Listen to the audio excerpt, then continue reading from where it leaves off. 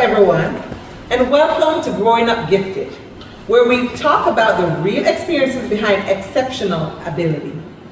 Today we're discussing the personal and social challenges gifted children sometimes face. Many people think being gifted simply means getting good grades or having a high IQ. But the reality is much more complex. Gifted children often experience intense emotions, asynchronous development, and unique social challenges. Joining us today is Maria, a parent of a gifted student, and her daughter, Lily. Maria, thank you for being here. What has it been like raising a gifted child? For one, Lily here puts a lot of pressure on herself. If she gets something less than perfect, she becomes really upset. Sometimes she refuses to even start her assignments because she's afraid it won't be enough. That sounds like perfectionism. Exactly. She expects herself to be perfect at all times. Lily, can you tell us what this feels like? Sometimes it feels like everyone expects me to always be the smartest person in the room. When I make a mistake, I feel like I'm disappointing everyone. So, your identity is tied to being successful academically. Yes, if I don't do well, I start thinking maybe I'm actually not smart after all. Oh. This illustrates how gifted students can have a fragile self-concept when their identity becomes tied to achievement. So, Maria, how has school been socially for Lily? That's been another challenge. She doesn't always connect with kids her age because her interests are different. She loves science, physiology, while most of her classmates want to talk about video games or sports. Sometimes I feel like I don't really fit in anywhere. That must be difficult. It is. Sometimes I wish I could just be normal. Gifted children may struggle socially because their maturity and interests differ from their peers. Let's talk about the label gifted. How has that affected you, Lily? Sometimes it feels like pressure. Teachers and other students expect me to always know the answer. If I don't, it's embarrassing.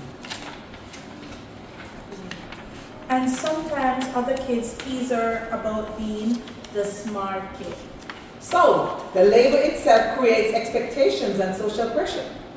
The gifted label can create unrealistic expectations and social stigma.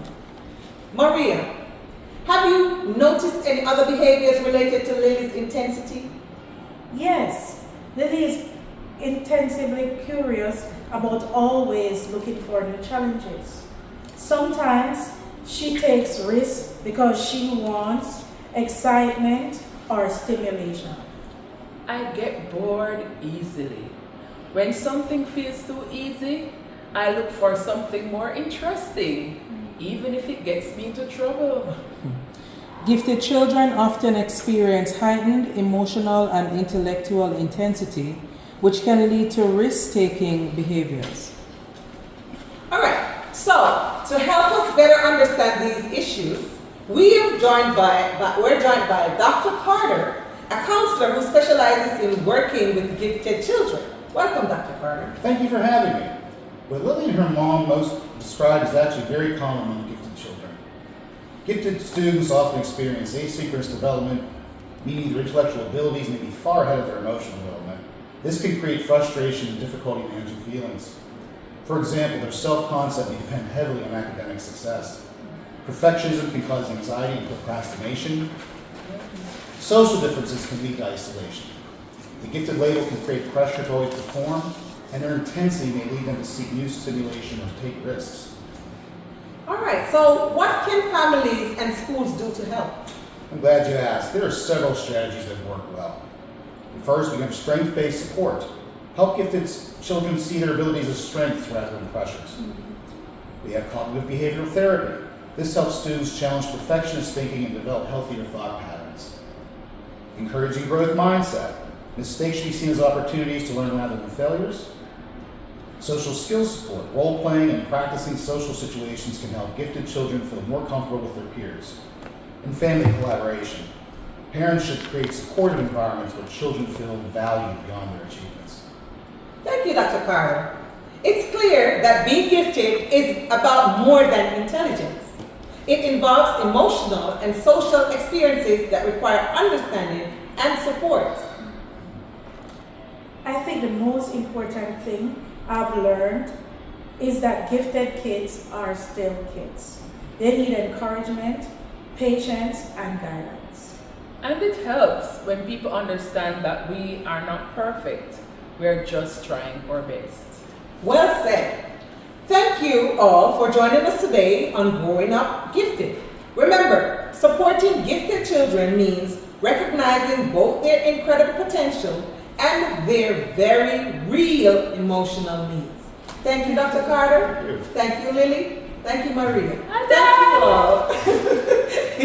And have a good day.